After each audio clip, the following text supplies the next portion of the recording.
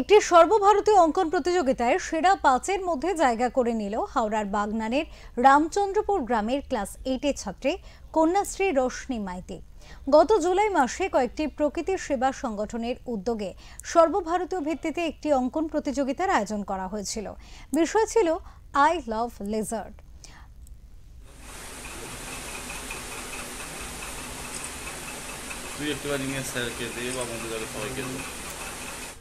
সারা দেশ থেকে প্রচুর ছবি সেই প্রতিযোগিতায় অনলাইনে জমা পড়ে।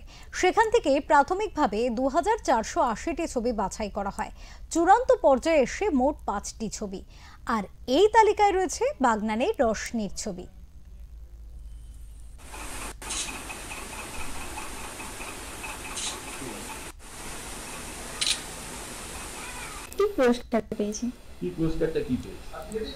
পুরস্কারের মধ্যে আছে গুডিজ, গুডি ব্যাগস এবং সোভেনিয়ার্স, এবং এটি এই সার্টিফিকেট যেটি সকলের জন্য। হ্যাঁ, কোন র‍্যাঙ্ক করেছো? আমি টপ 5 এর মধ্যে র‍্যাঙ্ক করেছি, কোনো ফার্স্ট সেকেন্ড থার্ড নেই, এমনি একটা উইনার। পুরো ভারতবর্ষে 2480 মধ্যে হয়েছিল, আমি সেখানে টপ 5 এর মধ্যে র‍্যাঙ্ক করেছি। তো এই যে ছবি নিয়ে একটা বড় সাফল্য, এটাকে কি বলবো? এটা কি সাফল্য তো বলা যাবে, এটা নরমাল যে সবাই এটাতে খুব খুশি হবে, কিন্তু আমি আশা করি আমি আমার লাইফের থেকে আরো বড় কিছু করতে পারবো। তো এই ছবিটা আঁকলে কতদিন সময় লেগেছে? ছবিটা আঁকতে প্রায় 2-3 দিন সময় লেগেছে। এখন কেমন লাগে? এখন খুব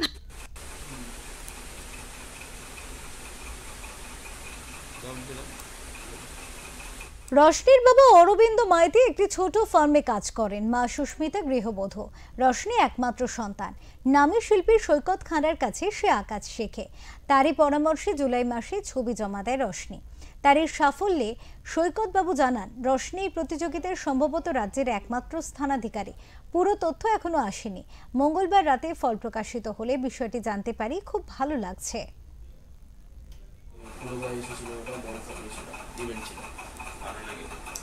ওটা আমাদের পূর্বাশা হলো।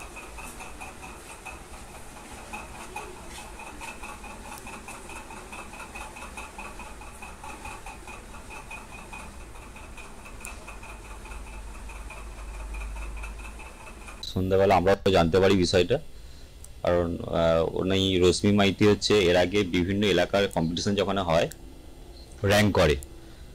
এবারে খুশিটা একটু অন্যরকম খুশি, একটা ন্যাশনাল লেভেলের খুশি।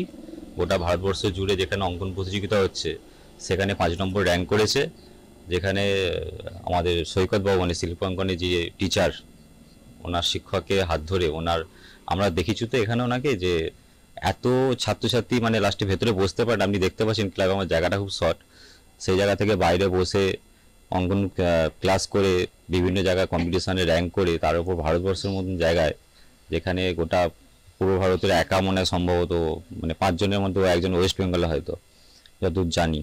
আমরা অত্যন্ত খুশি, আমরা গর্বিত। আমরা আমাদের ক্লাবের পক্ষ থেকে ওকে শুভেচ্ছা জানাই, আগামী দিনে যাতে আরও বড় বড় কম্পিটিশনে যেতে পারে, র্যাঙ্ক করতে পারে। শুধু ন্যাশনাল নয়, ইন্টারন্যাশনাল জায়গাতেও যেন র্যাঙ্ক করে কোনো একটা সময়।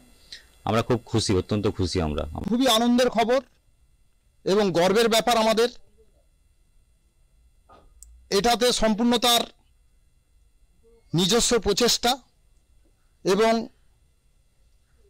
যে শিক্ষকের কাছে সে শিখত তার যথেষ্ট ভূমিকা। তাই তাকে সাধুবাদ, ধন্যবাদ, তার সাফল্য কামনা করছি। আগামী দিনে আরও সে সর্বভারতীয় কেন